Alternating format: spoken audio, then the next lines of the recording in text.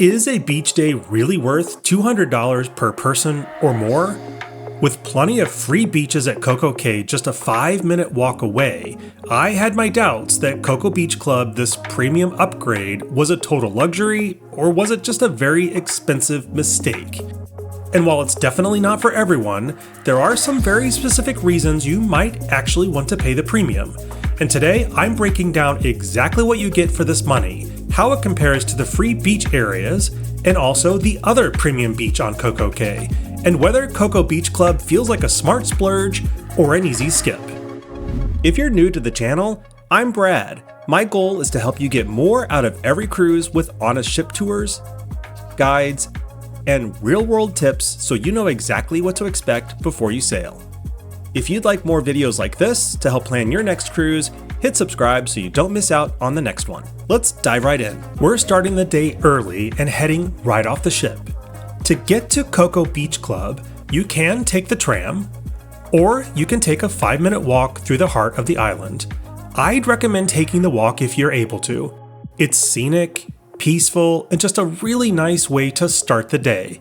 And that relaxed start helps set up the whole experience pretty perfectly. The moment you arrive at Coco Beach Club, it feels like you've stepped into a different version of the island, and the whole energy changes.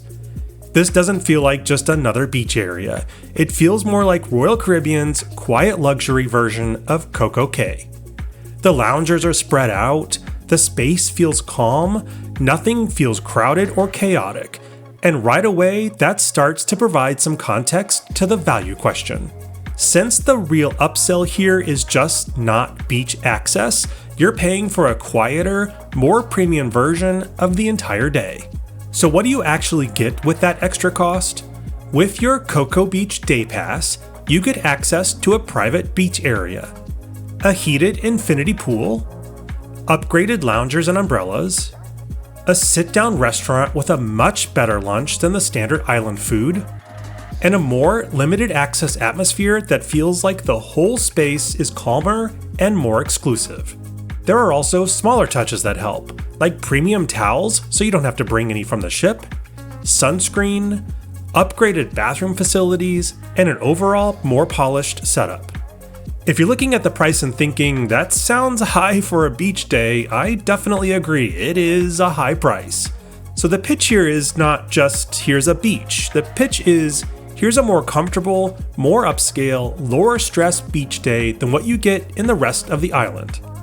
And for me, the beach itself absolutely delivers. The sand is soft, the water looks beautiful, and maybe most importantly, it just feels easy to relax here.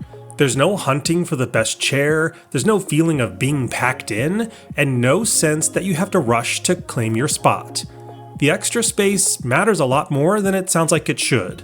CocoCay already has a bunch of free beaches, and some of them are really nice.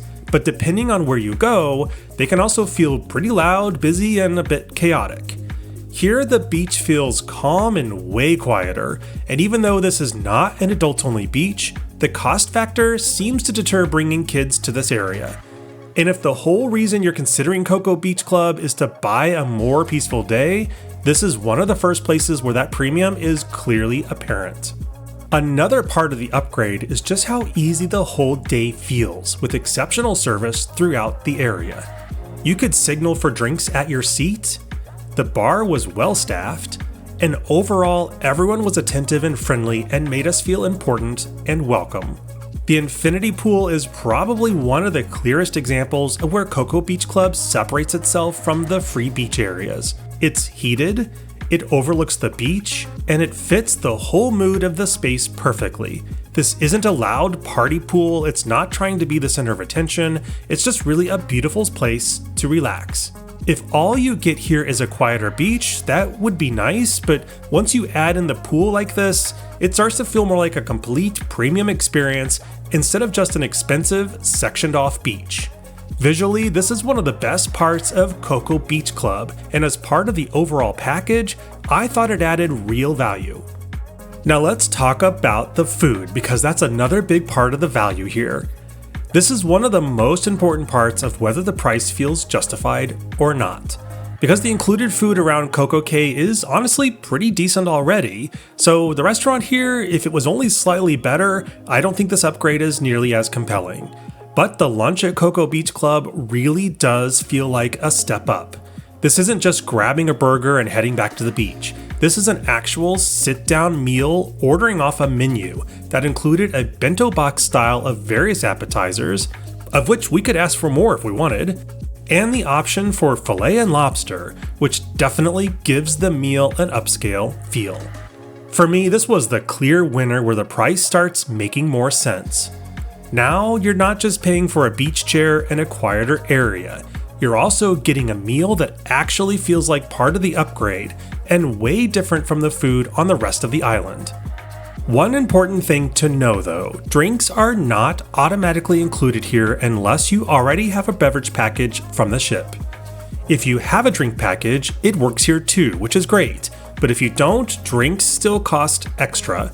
That's not a deal breaker, but it is something people should know going in, because a premium beach club can make it sound like everything is included when that's not actually the case. Now, if you're really looking to splurge, you can also rent a cabana for the day.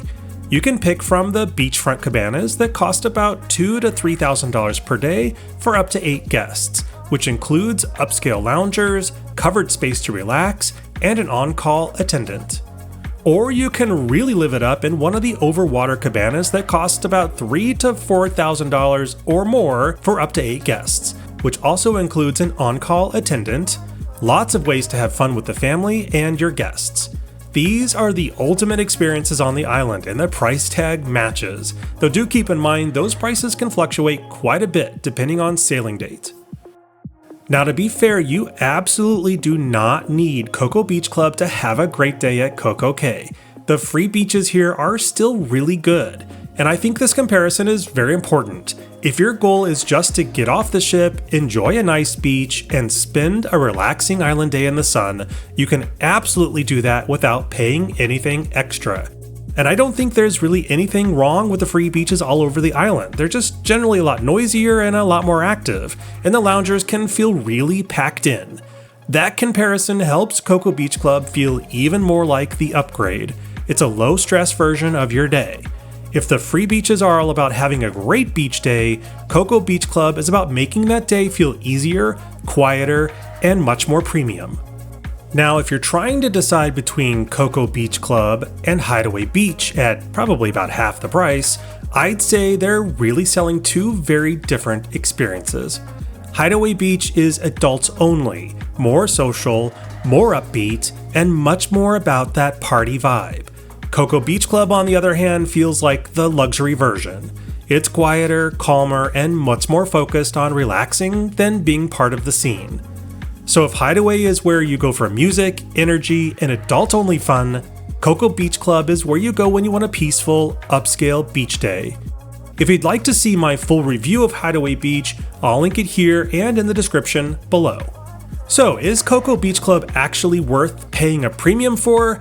Well, for me, yeah, but only if what you want is a premium version of a CocoCay beach day, and you're not afraid of that price tag.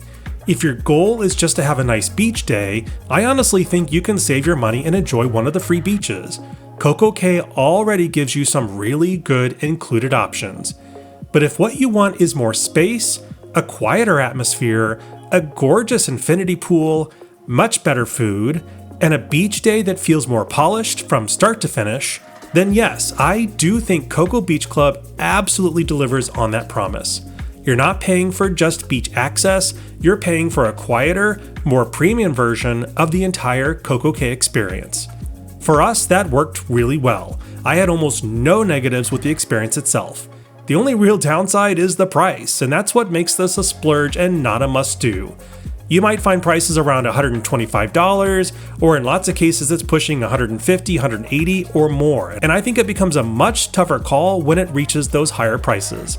But as an experience, I do think it earns the premium label. So you tell me, if you've splurged for this, let me know. Do you think it was worth the extra cost? And if you're trying to decide between Coco Beach Club, Hideaway Beach, or just sticking with all the free beaches, let me know and I'll help answer your questions in the comments below. Thanks for watching, and I'll see you on board again soon.